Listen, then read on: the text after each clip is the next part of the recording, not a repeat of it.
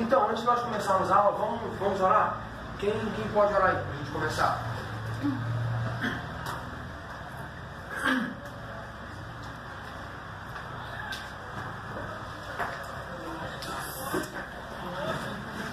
Vamos pedir ao Espírito Santo para que Ele abra a nossa mente, né, para que nós possamos guardar, entender Sua palavra. Quem pode orar? Senhor Deus eterno Pai, estamos aqui, Senhor Jesus, reunidos mais uma vez na tua presença, Deus. Eles pedindo, Senhor Jesus, que o Senhor, como seu filho já falou, venha abrir, Senhor Jesus, a nossa mente nessa hora. Tira todo impedimento aqui do nosso meio, todo acesso do inferno, Pai, que possa querer se aproximar, para atrapalhar, para confundir as nossas mentes, Senhor, porque muitas das vezes a gente quer entender, mas a gente sente uma dificuldade. E agora, nesse momento, eu entendi que essa dificuldade não vem da gente. Então, Senhor Jesus, quero te pedir que o Senhor venha, tira do nosso meio todo o mal, abra nossas mentes, dá sabedoria, ilumina a mente do professor, Pai, para que ele possa nos ensinar e nós possamos, Deus, com o nosso coração e mente aberto, ouvir e guardar no nosso coração. Amém. Amém. Amém. Vamos lá, abra sua Bíblia aí, no Evangelho de João.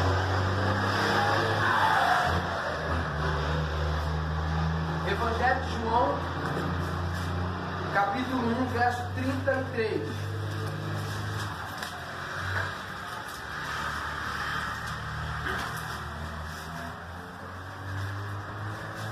João, capítulo 1, 33.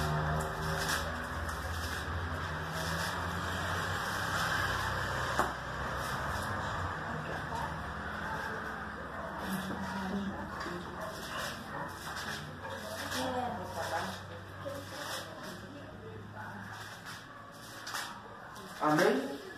Alguém achou aí? Todo mundo achou? Então vamos lá. Diz assim, ó. João dizendo: E eu não o conhecia, mas o que me mandou batizar com água, esse me disse: sobre aquele que vires descer o Espírito Santo, sobre aquele que vires descer o Espírito, e sobre ele repousar, esse é o que batiza com o Espírito Santo. Então a palavra aí, repousar, significa permanecer. Então por que é que João batizava? Por que é que João batizava? João batizava para descobrir quem era o Messias. Nossa, que isso, gente. João batizava para descobrir quem era o Messias. Porque João estava batizando na esperança de achar quem era o Messias. E aí olha o que o texto vai dizer: eu não o conhecia, mas aquele que me mandou batizar com água me disse: sobre aquele que vires descer o Espírito, e sobre ele repousar, ou seja, sobre ele permanecer, esse é, você achou o cara, esse é o que batiza com água, o que batiza com o Espírito Santo. Então João estava batizando, e o Espírito vinha, quando alguém se batizava, o Espírito vinha e saía, e João via aquela visão. Mas quando Jesus veio para ser batizado, o texto vai dizer que João viu o Espírito Santo descer em forma corpórea de pomba e permanecer sobre ele. Então João disse: então esse é o Cristo. E a partir dali João começou a dar testemunho. Eis aí o Cordeiro de Deus, que tira o pecado do mundo. Mas aí o que eu quero trazer para vocês é o seguinte: Jesus, ele não tinha pecado. Sim ou não? Sim. Jesus não tinha pecado. Então por que é que Jesus precisava ser batizado? Primeiro, porque João era o seu precursor, João vinha à frente, tá? Abrindo o caminho. Então João precisava conhecer quem era o Messias. Então através do batismo, João teria aquela visão de que era o Messias. Então logo ele achando, o texto vai dizer que desceu o Espírito Santo sobre Jesus, tá? E sobre ele permaneceu. Então, o segundo motivo o porquê de Jesus ser batizado é o seguinte: porque o seu ministério tinha que ser baseado, tinha que ser fundamentado no Espírito Santo. Porque ele sabia que, como homem, ele não conseguiria vencer se não fosse através do Espírito Santo. Então, a importância de nós como cristãos é de olhar para Cristo, nosso exemplo, e ver que para ele começar o seu ministério, você vê que ele aparece até os 12 anos, não é? E dos 12 aos 30 não se fala mais nele. Mas quando ele vai iniciar o seu ministério, ele tem que iniciar o seu ministério validado pela unção do Espírito Santo.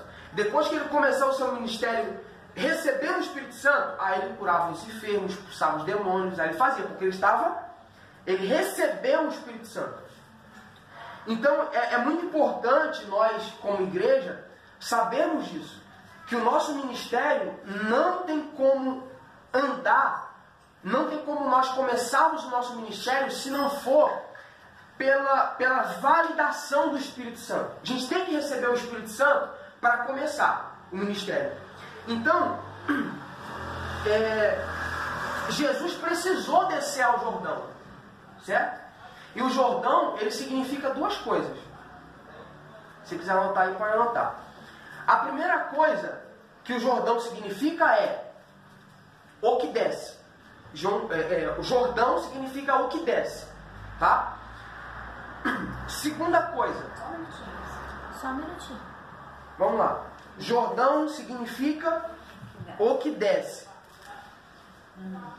Segunda coisa. Jordão significa do jeito de Deus. Do jeito de Deus. Por que do jeito de Deus? Presta atenção. No Antigo Testamento, capítulo 5 de 2 Reis, né? Vai contar o episódio de Naamã, leproso.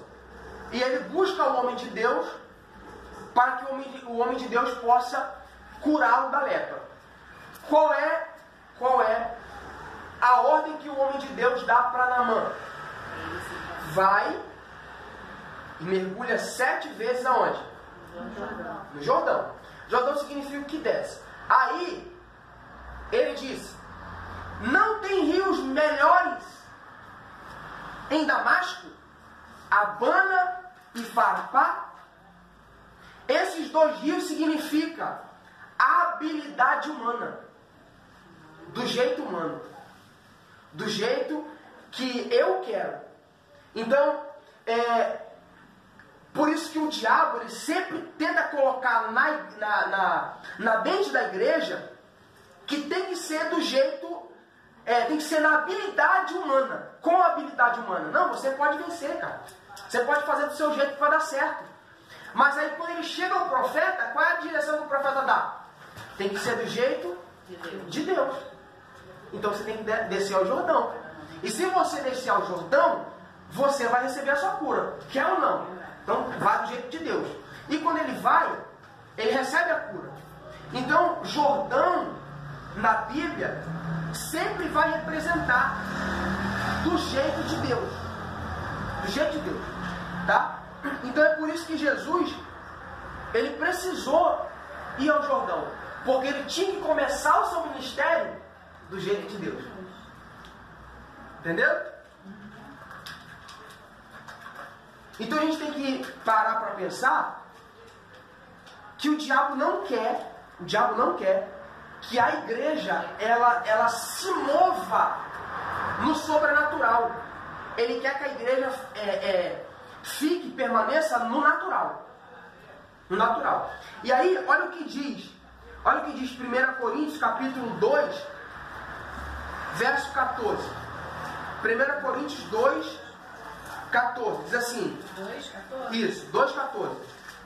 Diz assim: ora, o homem natural não compreende as coisas do Espírito de Deus, porque lhe parecem loucura, porque é natural. É do jeito dele. A mente dele diz assim, que ele pode compreender as coisas, que ele pode fazer, que se ele fizer do jeito dele vai dar certo, mas a Bíblia vai dizer que o homem natural não compreende as coisas espirituais. E como é que a gente consegue compreender as coisas espirituais? Do jeito de Deus vivendo em espírito. Pelas espirituais. Você tem que, eu expliquei na aula passada, você tem que viver em espírito. Tá? O teu espírito tem que estar em contato com Deus. Porque se você viver em contato com Deus, teu espírito em contato com Deus, a tua mente pode não compreender. Mas aí você tem que dizer para sua mente, você não foi feita para dominar. Você foi feita para seguir o meu espírito. Entendeu? Então o espírito, ele é o senhor da mente. E não a mente o senhor do espírito. Entendeu aí? Então é muito importante, porque a igreja hoje está perdendo essa visão dos dons espirituais. Está perdendo. Por quê? Porque a igreja não acredita mais nisso. Muitas delas apregoam que os dons espirituais, eles se encerraram no primeiro século. Sabiam disso? Muitas igrejas não acreditam no mover do Espírito Santo. Por quê? Credibilidade, dureza de coração. A mente deles são mentes carnais. Eles não conseguem compreender e entender o sobrenatural. Fala. Tem muitas pessoas que falam que quando a pessoa já passa pela água, passou pelo batismo, já recebeu o Espírito Santo. Então não acredita que há esse batismo do Espírito Santo sobre a gente, para se mover do Espírito Santo. Como é que explica isso aí? Você já recebe o Espírito Santo, porque aquele que crê em Cristo, ele é nova criatura. Então o Espírito faz morada no seu espírito. Só que só isso não basta. O Espírito Santo quer manifestar os dons em você. Você tem um Espírito. Mas o Espírito quer dar dons. Entendeu? Porque aqui, Efésios 4:8 vai dizer que ele, subindo ao alto, ele distribuiu dons aos homens. Então o papel do Espírito Santo, ele quer dar. Não é porque nós merecemos, é porque é graça. Isso é graça. Ele quer dar dons aos homens. Então, se a igreja buscar isso, se a igreja pôr seu joelho no chão e buscar os dons espirituais, você receberá os dons. Porque o Espírito Santo quer dar à igreja. Entendeu?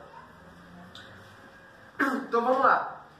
Eu queria mostrar para vocês aqui 3 categorias de dons, na verdade, né? 3 listas.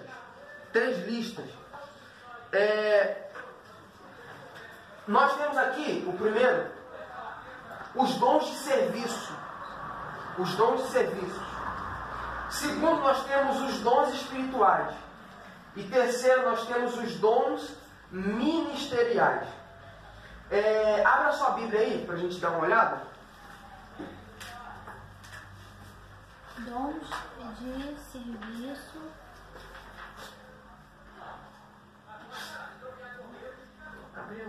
Não, peraí. 1 Coríntios. Dons espirituais.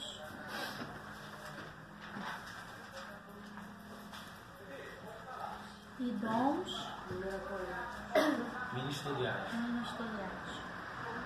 Você vai falar agora sobre... O primeiro nós vamos ver Romanos, tá?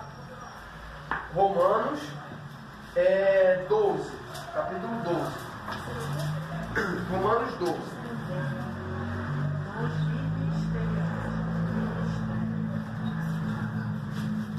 Romanos capítulo 12.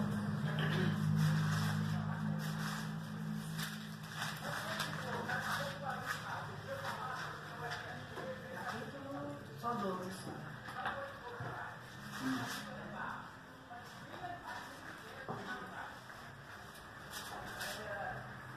12:6.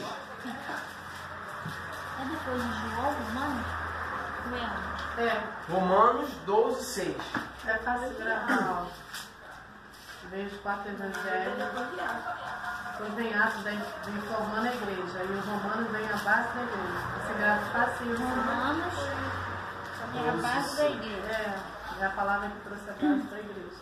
Romanos 12:6. Acharam aí? Então vamos lá, quem pode ler aí? Romanos 12:6. De modo que, tendo diferentes dons, segundo a graça que nos é dada, se é profecia, seja ela segundo a medida da fé. Se é ministério, seja ele ministrar. Se é ensinar, haja dedicação ao ensino. Continua? Continua. O que exorta, use esse dom em exortar. O que reparte, faça com liberdade. O que preside, com cuidado. O que exercita a misericórdia, com alegria. Isso. Então aqui, nessa categoria de dons de serviço, nós temos aqui, ó. Deixa eu ler aqui para vocês. De modo que tendo diferentes dons, segundo a graça que nos é dada, se é, número 1, profecia. Calma aí, dons. Número 1, profecia. Seja segundo a medida da fé. Então, o primeiro dom é a profecia. Tá? Profecia. A profecia, ela não serve à igreja. Ela não é direcionada à igreja. Então, é um serviço à igreja. Ok? Então, por isso que é chamado dom de serviço. Porque o que é um serviço? É aquilo que você presta para alguém. Então, envolve outra pessoa. Isso é serviço. Ok? Quem trabalha para alguém. Então, os dons de serviço. Número 1, profecia. Número 2, ministério. Ministério. Isso. Ministério aí é o ofício diaconal. É o ofício diaconal. São relacionados aos diáconos. O serviço dos diáconos. Ok? Então, os diáconos, eles servem a quem? A igreja. A igreja. Então, por isso que é dom de serviço. Entendeu? Então, vamos lá. Se é em ministrar, né? Esse ministrar aqui também é a mesma coisa, tá? Se é ensinar, mais uma. Terceiro? Isso. Ensinar. Isso, ensinar. Haja dedicação ao ensino. Então, eu descobri que... Parece que é aqui, rapidinho. Anota, irmão. Senão eu esqueci. Não, eu tô... É que ele tá lendo... Tá escrito na Bíblia. Então, ensinar aqui, o meu dom é o dom de serviço. Porque eu ensino. Então, isso aqui é muito bom para você descobrir em qual dessas classificações aqui está o seu dom. Entendeu? Então, eu estou envolvido aqui, ó, na questão de serviço. Se é ensinar, haja dedicação no ensino. Ou que exorta, né? Tem aquelas pessoas que... É o quarto exorta. Né? Isso. Tem aquelas pessoas que você vê na igreja que não está fazendo algo muito certo. E aí Deus te incomoda para aquilo, Deus te impulsiona para conversar com aquela pessoa, para sentar com ela, direcionar ela. Isso aqui é exortar, ok? Exortar não é pegar alguém e descer o sarrafo, não é isso. Exortar é você chegar para a pessoa, dar um conselho para ela, para fazer com que aquela pessoa avance no ministério. Isso é exortar, ok? Então não venha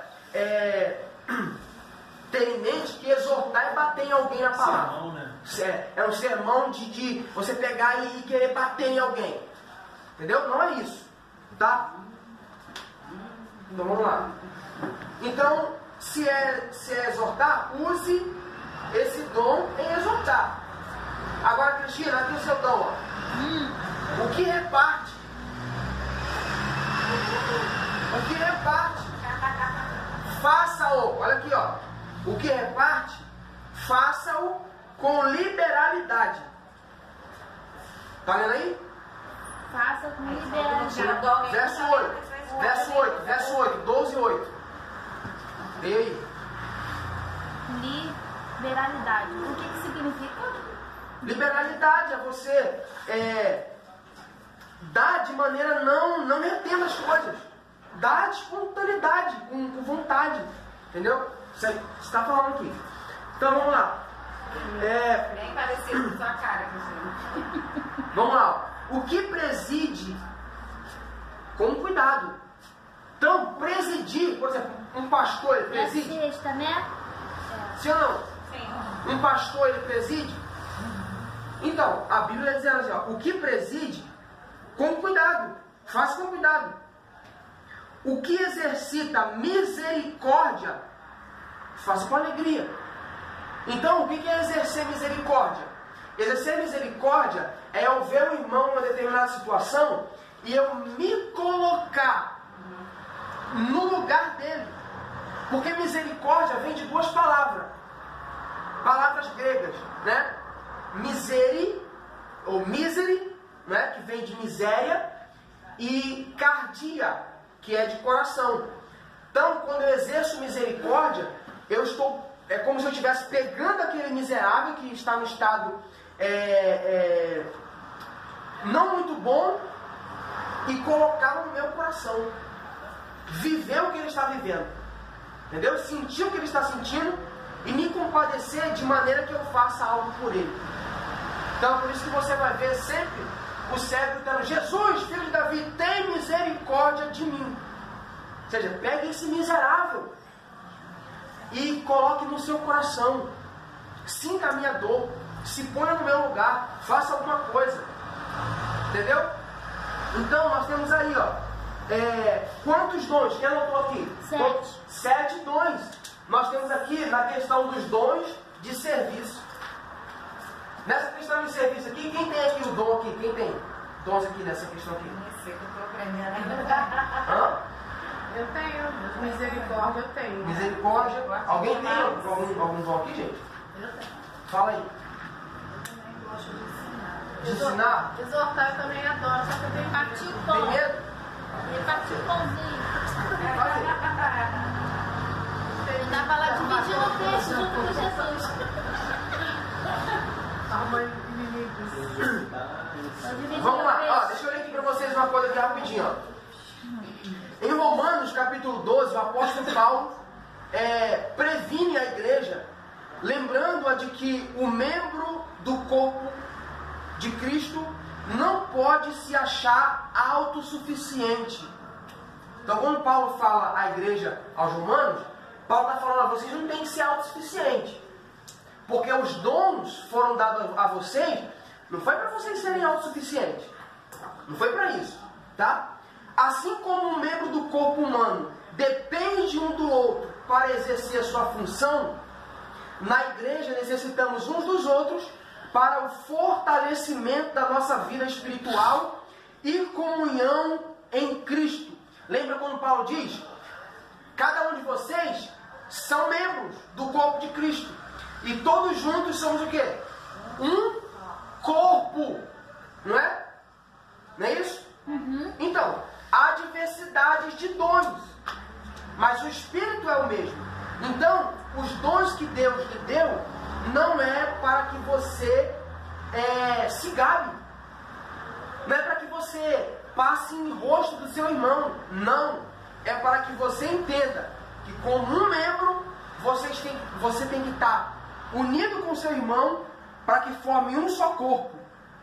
E esses dons aqui, a prioridade dos dons não é que você sirva a você mesmo, mas é que você sirva ao corpo de Cristo. Ok? Hã? A igreja toda, a questão do organismo vivo. Não é igreja ou prédio, é organismo vivo. Ok? Então vamos lá. Por isso... Oi? Eu acho que essa palavra hoje é organismo. Por isso, a categoria dos dons apresentada em Romanos 12 traz a ideia da manutenção dessa comunhão dos santos. Pois ao falarmos de serviços, subentende-se que quem serve está prestando serviço para alguém. Observe os dons de serviço listados por Paulo em Romanos, né? Ministério, exortação, repartir, presidir, exercer misericórdia, enfim, e outros. Note que esses dons estão relacionados com uma ação em prol do outro, em prol do próximo, tá? Então, portanto, se você tem um dom, deve usá-lo em benefício da igreja de Cristo na terra. Então, tire da sua cabeça que Deus te deu um dom para você achar que é melhor do que alguém.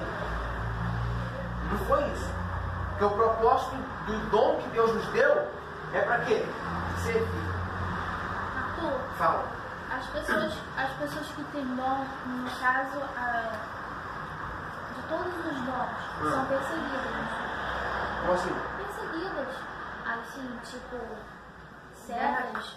Guerras espirituais mesmo. Ah, com certeza. Quanto mais você está próximo de Deus, Não é que as pessoas te odeiam, né? Porque elas estão sendo usadas, né? é porque as trevas não tem como ter comunhão com a luz.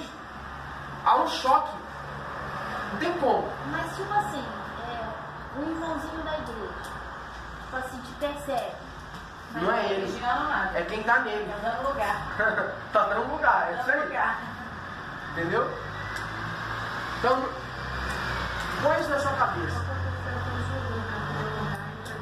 Justamente. Então não foi Judas. A Bíblia diz, então o diabo entrou em Judas. E ele traiu Jesus. Mas essa pessoa não sente, não vê, O que acontece? O diabo, ele age através de legalidade. Ok? Através de legalidade. Por exemplo, se você não conhece a Bíblia, e você, por exemplo, na sua casa, vou dar um exemplo, que acontece muito naturalmente, né?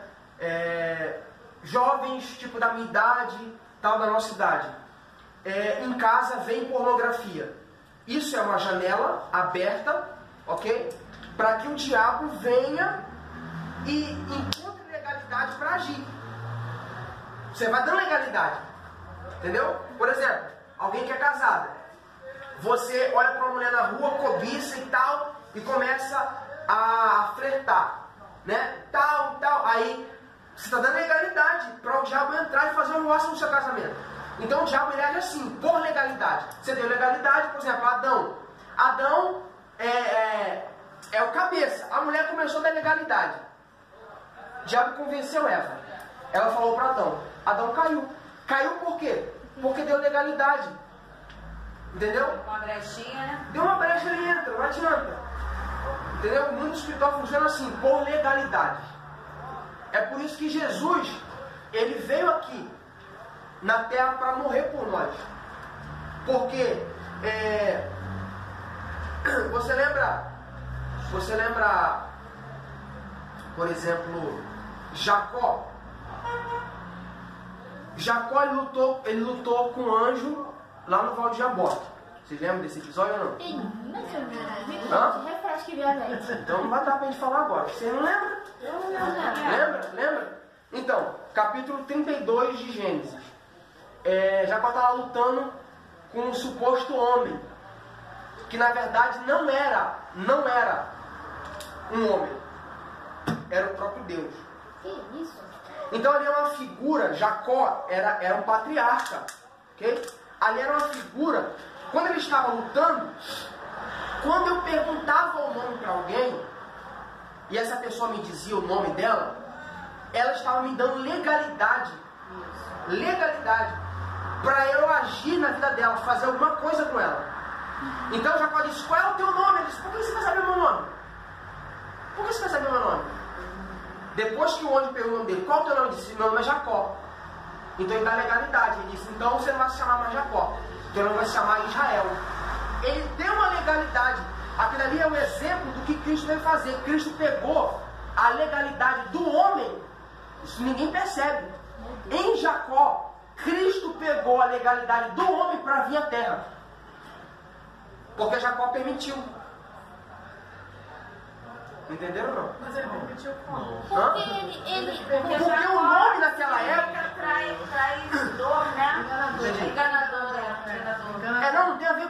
dele. Tem a ver com falar o nome. Quando eu falava o nome no mundo antigo, quando alguém falava o nome no mundo antigo, era liberdade para esta pessoa aqui fazer algo em favor dela ou contra ela. Então quando Jacó diz para ele, meu nome é Jacó, ele diz, não será o teu nome mais Jacó, mas Israel, porque a partir de você eu vou mudar a história. E não foi a partir dele, da semente de Abraão, que veio o Messias? Então, foi a legalidade que Cristo pegou do homem, porque o diabo só entrou no mundo através da legalidade do homem. E Cristo também precisava entrar no mundo pela legalidade do humano. Não entendeu? Entendeu? Então ele precisava entrar no mundo pela legalidade humana. Então os homens, sem saber, deram legalidade. E outra. Mas foi Jesus Cristo? Aí é a pessoa do próprio Deus, cara. O próprio Cristo. Entendeu? Na figura de um anjo. Oi? Tem outra aparição. Tem uma outra questão aí, mas eu não vou falar agora porque senão vai tomar tempo. Mas vou falar uma outra legalidade que deram, um outro homem deu. Por exemplo, Herodes. Herodes chegou e perguntou para Jesus, tu és o rei? Ele disse, tu dizes. Tu dizes. Aí até Jesus foi meio sarcástico e disse para ele assim, alguém te falou ou você descobriu por si só? Ai, Jesus! Ai, Jesus! Entendeu? Jesus! Aí ele falou assim, você não sabe que eu tenho